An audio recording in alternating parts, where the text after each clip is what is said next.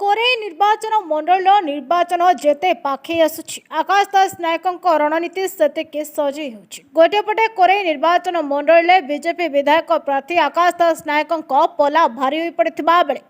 तांको सामना करबाको विभिन्न दलीय प्रार्थी मानकर भालाणी पड़ुछि। दिनकु दिन आकाश को समर्थकों संख्या बढ़ी बढ़ी चलिथिबा बेले निर्वाचन मंडल घरे घरे आकाश को स्वर शुणिबाको मिलुछि। तेज आगामी निर्वाचन में दल मत निर्विशेष माटीर स्वाभिमान और विकास पर समस्त कोरेवासी आगे आसवाक एवं घरे घरे पद्म फुटब यह आकाश का आह्वान। एने आज व्यासनगर कोरे निर्वाचन मंडल भारतीय जनता पार्टी कर्मकर्ता ने आकाश मुंडमाल स्थित बीजेपी नेत्री संचिता महांती बासभवन में एक निर्वाचन रणनीति प्रस्तुत कर अन्यपटे कोरे माटी अवहेला और प्रतारण्ड शिकार होती तेणु ए माटी को स्वतंत्र परिचय देवाक कोरेवासी निष्पत्ति नेबाक और कोरेवासी निष्पत्ति आम्भर एकमात्र विश्वास बोली कहती पूर्वतन बीजेपी विधायिका संचिता महांती। ए बैठक में आगामी निर्वाचन रणनीति को सुदृढ़ करने को पुंखानुपुंख भाव आलोचना सहित दृढ़ निष्पत्ति तेज उक्त बैठक में कोरे निर्वाचन मंडल प्राय 12टी पंचायतर बीजेपी कर्मकर्ता माने जोगदे आकाश दास नायकों को पूर्ण समर्थन करने को प्रतिश्रुति देते। व्यासनगर ठारे कोरे निर्वाचन मंडल भारतीय जनता पार्टी कर्मकर्ता मान एक बैठक अनुष्ठित होती। बैठक में पूर्वतन विधायिका समस्त सम्माननीय संचिता महांती अध्यक्षता करते आगामी दिन रणनीति संपर्क में आलोचना होता कि भाव में समस्ते एकजुट हो समस्ते माँ माटी स्वाभिमान लड़े लड़ू ओरेर स्वाभिमान लड़े लड़ू एवं ओडिशा को विकास शीर्षक नापी आम कि भाव में भारतीय जनता पार्टी को एठार जिताइबू से संपर्क में आलोचना होता। मूलतः आम समस्ते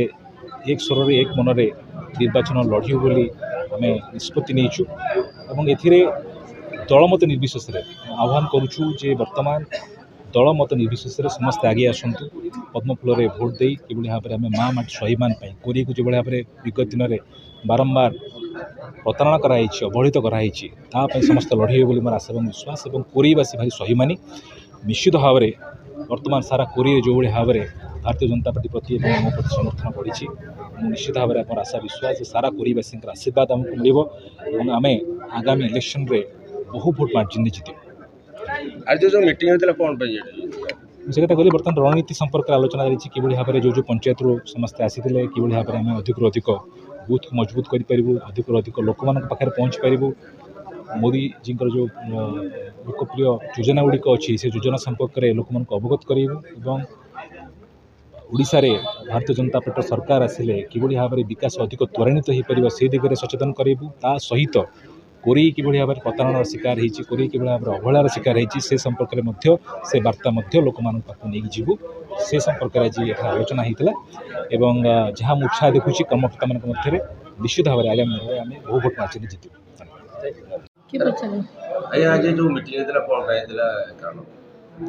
आमर आज ये हूँ द्वितीय मीटिंग आउटा आउ थे आमर गत रविवार दिन होता 10-12टा पंचायत नहीं गत थरक होता आउथरक सेमती 10-12टा पंचायत नहीं आम समस्त संख्या डाक नु आम 4-5 संख्या बेडरूम को आम 4-5 संख्या गोटे गोटे पंचायत आस बोली कहूँ कहीं एकाठी बसिक हो हल्ला करवा दरकार नहीं। आज जो बैठक थी एटा आम आकाश दास नायक को समर्थन दबा कि नहीं थिला प्रथम प्रश्न मोर तेणु समस्ते एक स्वर राजी होते आकाश दास नायक को आम समर्थन करवा किंतु सी आमर दुख सुखर साथी हवा दरकार से प्रतिश्रुति सी देवे आपड़ तार दायित्व नेबे से प्रतिश्रुति सी ठिया होती मो समस्त समय तुम परिवार सहित रही तो दुख सुखर साथी हेबी तेणु आज आम पूर्ण भाव में समर्थन देवु बोली विचार कर आज 10-12 बोधे 12 गणिदेले हम कोरे निर्वाचन मंडल सब लोग सब कोरे बाहर आमर ना विगत दिन में जमी 2004 मसीह आपण मैंने मत जययुक्त कर पठे विपुल संख्यार भोट देते ताठू अधिका संख्यार भोट देके आम आकाश को पठेबा बोली आपण मानकर सहयोग कामना मु करुछि। ବିଜେଡି ଯୋଉ ଦବଦବା ରହିଛି ବର୍ତ୍ତମାନ ପୁରୀରେ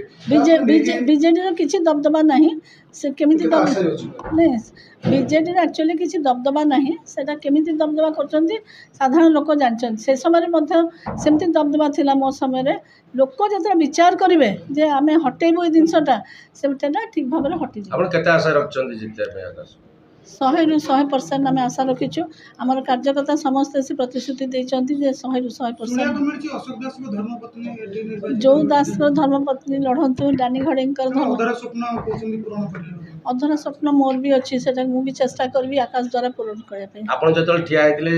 ସେ ସମୟର ବିଜେପି ଏ ସମୟର ବିଜେପି ବହୁତ ଫରକ ଦେଖୁଛନ୍ତି?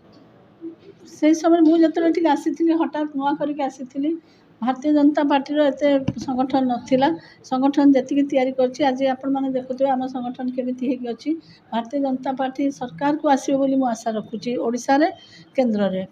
ତ 100ରୁ 100% ଆସିବ ଓଡ଼ିଶାରେ ମଧ୍ୟ ଆସିବ ତେଣୁ ଡବଲ ଇଞ୍ଜିନ୍ ସରକାରରେ ଆକାଶ ଦାସ ନାୟକ ପାର ହେବେ। କାହାକୁ ହଇରାଣ କରିଛି ଜଣେ କାହାକୁ ମିଛରେ ଜେଲ୍ କଚେରୀ କୌଣସି କଥାରେ ହଇରାଣ କରିଛି ବୋଲି କହିପାରିବେ ନାହିଁ এটা হচ্ছে ମୋର ଉପଲବ୍ଧି କିନ୍ତୁ ଆଜି ଅପା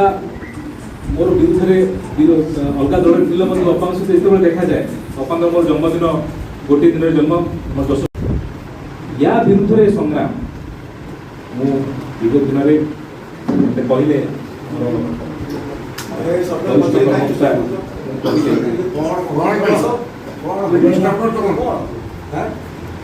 ବିରୋଧୀ ମୋତେ କହିଲେ ମୁଁ ଏଠି ଯେଉଁମାନେ ବସୁଛନ୍ତି ମୋ ସାମ୍ନାରେ ଅନେକ ଜଣଙ୍କର ଚିହ୍ନା ମୁହଁ ପ୍ରତିବର୍ଷ ଅପା ମୋତେ ୱିଶ୍ କରନ୍ତି ମୁଁ ଅପାଙ୍କୁ ୱିଶ୍ କରେ ଏବଂ ସେଇଭଳିଆ ଗୋଟେ ଭଲ ପାଇବା ପୁଅ ବି ଯେମିତି ଭଲ ପାଆନ୍ତି ଅପା ମୋତେ ସେତିକି ଭଲ ପାଇବା ଦେଇଛନ୍ତି ସେଥିରୁ ଅଲଗା ଦଳରେ ଥାଇ ମଧ୍ୟ ତ ମୁଁ ମଧ୍ୟ ଆପଣମାନେ ଜାଣିଛନ୍ତି ମୋ ଦ୍ୱାରା ସବୁବେଳେ ଖୋଲା ଥିଲା କିଏ ମଧ୍ୟ ଆସନ୍ତୁ ସେ ବିଜେଡ଼ି ଆସନ୍ତୁ ବିଜେପି ଆସନ୍ତୁ କଂଗ୍ରେସ ଆସନ୍ତୁ ବିଧାୟକ ହେଲା ପରେ ସମସ୍ତଙ୍କ ପାଇଁ ମୋ ଦ୍ୱାରା ଖୋଲିଥିଲା ଏବଂ ସମସ୍ତଙ୍କୁ ମୁଁ ସମାନ ବ୍ୟବହାର କରିଛି କାହାକୁ ଜଣକୁ ମଧ୍ୟ ମୁଁ କେହି ମଧ୍ୟ କହିପାରିବେନି ଯେ କାହାକୁ ଜଣକୁ ହଇରାଣ କରିଛି ହୁଏତ ସମସ୍ତଙ୍କର ଆଶା ଆକାଂକ୍ଷାକୁ ମୁଁ ପୂର୍ଣ୍ଣ କରିନଥାଇପାରେ ସମସ୍ତଙ୍କର ଆଶା ଆକାଂକ୍ଷାକୁ ପୂର୍ଣ୍ଣ କରିବା ସହଜ ବି ନୁହେଁ ସମ୍ଭବ ବି ନୁହେଁ ମାନେ ନେତା ବା ବିଧାୟକ ପକ୍ଷରେ ମୁଁ ଚେଷ୍ଟା କରିଛି ଆଜି ଯେଉଁ ଘଡ଼ିଛନ୍ତି ମୁହୂର୍ତ୍ତରେ ଆମେ ସମସ୍ତେ ଏକାଠି ହେଇଛେ ମୁଁ ଯେଉଁ ବିଶ୍ୱାସ ନେଇକି ବିଜୁ ଜନତା ଦଳରେ ଯୋଗ ଦେଇଥିଲି 2014 ମସିହାରେ ଅଜସ୍ର ସମ୍ପତ୍ତି ଓଡ଼ିଶା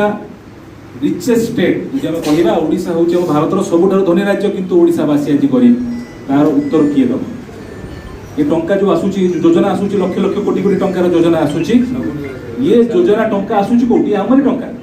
ଆମରି ମାଟି ତଳୁ ଯେଉଁ ଟଙ୍କା ଖୋଳା ହେଇଯାଉଛି ରାତିଦିନ ଆପଣମାନେ ଦେଖୁଛନ୍ତି ଟ୍ରକରେ ଯାଉଛି ଏକ୍ସପୋର୍ଟ ହେଉଛି ସେ କ୍ରୋମାଇଟ୍ ହଉ ବକ୍ସାଇଟ୍ ହଉ ଆଇରନ୍ ହଉ ମାଙ୍ଗାନିଜ୍ ହଉ ଇଏ ଆମରି ଟଙ୍କା ଇଏ ଆମର ଉତ୍ତର ପୁରୁଷମାନଙ୍କର ଟଙ୍କା ଇଏ ଖଣି ଏମିତି ନୁହେଁ ଯେ ଖଣି ଖୋଳୁଥିବା ହଜାର ହଜାର ବର୍ଷ ଧରି ଖୋଳି ଚାଲିଥିବେ ଦିନେ ନା ଦିନେ ଖଣି ସରିବ ଆଜି ନହେଲେ 10 ବର୍ଷ ପରେ 20 ବର୍ଷ ପରେ ସରିବ ତାପରେ କ'ଣ ହେବ ସେ କଥାର ଉତ୍ତର କିଏ ଦେବ ଆଜି ଆମେ ଟଙ୍କା ବିକୁଛେ ଖଣି ଟଙ୍କା ବିକୁଛେ ଆଣିକି ଯୋଜନା ପରେ ଯୋଜନା କରୁଛେ କିନ୍ତୁ ଏ ଟଙ୍କା ଦିନେ ନା ଦିନେ ସରିବ ଆଜି ଭୋଟରମାନେ ସଚେତନ ହେଲେଣି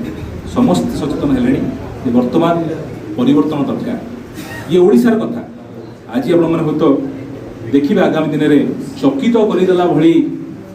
ଚକିତ କରିଦେଲା ଭଳି ସମ୍ଭାବନା ଆଗାମୀ ଦିନରେ ଏଇ ଜୁନ୍ 4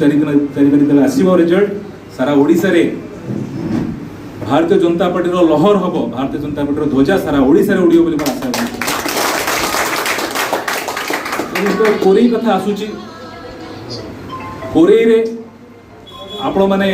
ଯେତେବେଳେ ସାରା କୋରେଇ ବର୍ତ୍ତମାନ ବୁଲି ଆସିବେ ନିଜକୁ ଭାରତୀୟ ଜନତା ପାର୍ଟିର କର୍ମକର୍ତ୍ତା ବା କର୍ମୀର ପରିଚୟ ନ ଦେଇ ଆପଣ ଛକ ବଜାର ବୁଲି ଆସନ୍ତୁ ଏବଂ 10 ଜଣ ଲୋକଙ୍କୁ ପଚାରନ୍ତୁ ଯେ ଏଥର କୋରିଆରେ କିଏ ଜିତିବ ଆପଣ ପରିଚୟ ଦେବେନି ଯେ ଆପଣ ବିଜେପିର ବୋଲି ଆପଣ ବୁଲି ଆସିବେ ଏବଂ କହିବେ ଯେ ଛକ ବଜାର କଟିରେ ବୁଲି ଆସିବେ ଯେ ଏଥର କୋରିଆରେ କିଏ ଜିତିବ 10 ଜଣଙ୍କ ଭିତରୁ 7 ଜଣ କହିବେ ଏଥର ପଦ୍ମ ଫୁଟିବ ଏଥର ବ୍ୟାସନଗରରୁ ପ୍ରଦ୍ୟୁମ୍ନ କୁମାର ବୋଇତାଇଙ୍କ ରିପୋର୍ଟ ନ୍ୟାୟବତୀ ଟିଭି।